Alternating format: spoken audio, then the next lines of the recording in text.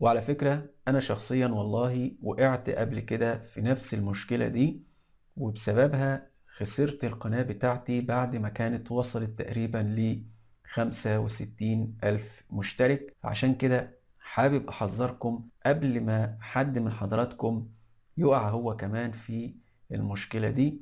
وزي ما قلت للأسف مفيش حل، وساعتها بتخسر القناة بتاعتك أو الربح بيتوقف من على القناة بشكل دائم ونهائي.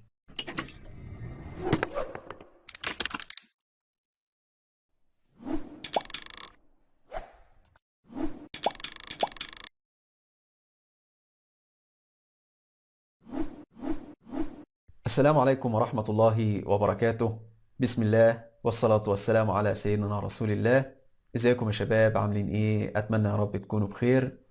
على فكرة يا شباب، الموضوع اللي هنتكلم عنه ان شاء الله في حلقة النهاردة هو نفس الموضوع اللي اتكلمت عنه في حلقة البث المباشر الأخيرة، ولكن للأسف حصل مشكلة أثناء البث المباشر والبث قطع، وبالتالي اضطريت ان انا احذف البث ده.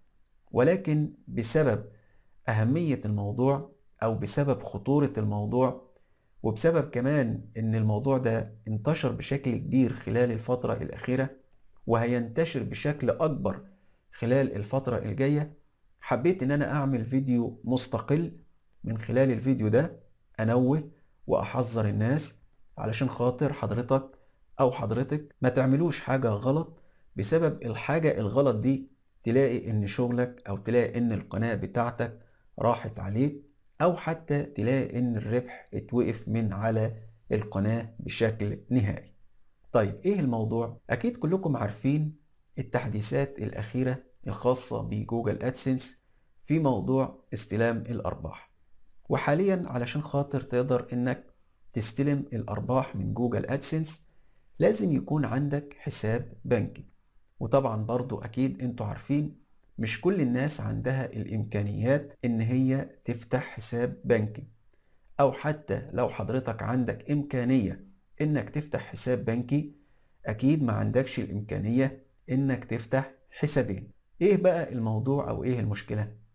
خلال اليومين أو الثلاثة اللي فاتوا الحقيقة لاحظت قنوات كتيرة جدا تم إيقاف الربح عنها بسبب نقرات أو بسبب زيارات غير شرعية. ولما تواصلت مع الناس دول، ولكن الأول خلي بالك، لو تم إيقاف الربح على القناة بتاعتك بسبب نقرات أو بسبب زيارات غير شرعية، في الحالة دي الربح بيتوقف بشكل نهائي، والمشكلة دي للأسف ملهاش حل.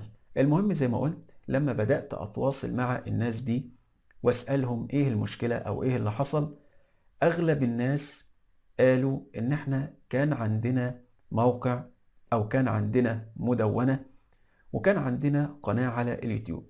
وطبعا قبل كده كنت رابط الموقع او رابط المدونة بحساب ادسنس ورابط القناة بحساب ادسنس تاني. طبعا دلوقتي علشان خاطر اسحب الفلوس بتاعتي من جوجل ادسنس لازم يكون عندي حساب بنكي، وانا حاليا ما عنديش غير حساب بنكي واحد. فاضطريت ان انا اربط القناة والموقع والمدونة كلهم بحساب ادسنس واحد. وطبعا زي ما انتوا عارفين برضو ان بيبقى في مشاكل كتيرة جدا على المواقع والمدونات، وبيكون عليها زيارات غير صالحة بنسبة عالية، والنقرات الغير صالحة برضو بتكون بنسبة عالية. فللأسف أغلب الناس دي لما ربطت القنوات بتاعتهم بنفس حساب الأدسنس الخاص بالمدونة والخاص بالموقع، حصل زيارات غير صالحة على حساب الأدسنس بتاعهم، وبالتالي تم إيقاف الربح على القناة بشكل نهائي. يعني قبل ما أصور الفيديو ده في يوم واحد 4 حالات كلموني. يعني 4 حالات كلموني، ما بالك الناس اللي ما كلمتنيش؟ وكلهم نفس المشكلة دي. فعشان كده لو أي حد من حضراتكم عنده قناة وعنده مدونة، بلاش تربط الاتنين بحساب أدسنس واحد، خلي القناة لحساب أدسنس لوحدها. المدونة حاول إنك تشتغل مع أي شركة بديلة لجوجل أدسنس، وإن شاء الله برضو خلال الفترة الجاية هحاول إن أنا أشرح لكم موقع ممتاز بديل لجوجل ادسنس، وبيحط اعلانات جوجل ادسنس. تقدر انك تشترك مع الموقع ده، وتقدر انك تاخد الارباح من على بايبال، من على بايونير، من اي طريقة تعجبك، او حتى من حساب بنكي.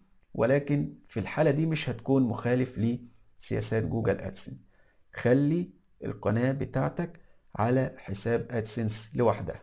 ده في حالة لو القناة بتاعتك مفعلة الربح. طب لو القناة بتاعتك لسه بتفكر انك تقدمها لتحقيق الربح، يعني الربح لسه ما اشتغلش على القناة بتاعتك، برضو نفس الشيء. اوعى تقع في الخطأ ده. اوعى تربط القناة بتاعتك بنفس حساب الادسنس لو عندك مدونة او عندك موقع. كمان برضو حاجة تانية، يا ريت لو عندك اكتر من قناة، يعني عندك قناة أساسية وعندك قناة فرعية أو قناة احتياطية، والقناة الاحتياطية دي أنت مش واثق فيها، أنت بترفع فيها حاجات يعني ممكن إلى حد ما تكون مخالفة شوية لسياسات اليوتيوب، برضو بلاش إنك تربطهم الاتنين بحساب أدسنس واحد. إنما لو أنت واثق في القناتين خلاص مفيش مشكلة، اربطهم مع بعض. يعني لو عندك قناة أساسية وقناة فرعية، وحضرتك واثق إن المحتوى بتاعك تمام، وإن مفيش عندك مشاكل سواء في القناة الأساسية أو القناة الفرعية، اربطهم الاتنين بحساب أدسنس واحد، مفيش مشكلة.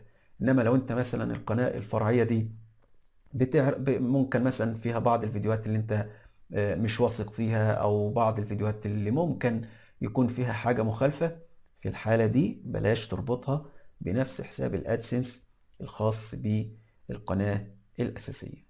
دي النصيحة اللي حبيت أوجهها، أو دي المعلومة أو النقطة اللي حبيت أوضحها علشان خاطر محدش من حضراتكم يقع في نفس المشكلة دي. وعلى فكرة أنا شخصيا والله وقعت قبل كده في نفس المشكلة دي، وبسببها خسرت القناة بتاعتي بعد ما كانت وصلت تقريبا ل65,000 مشترك.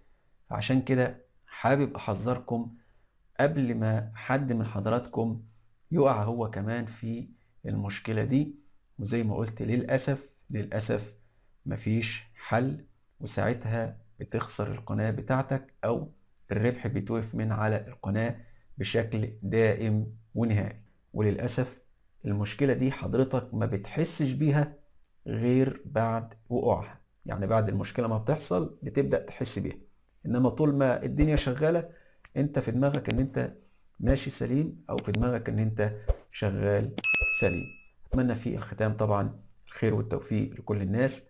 شكرا لكم، والسلام عليكم ورحمة الله وبركاته.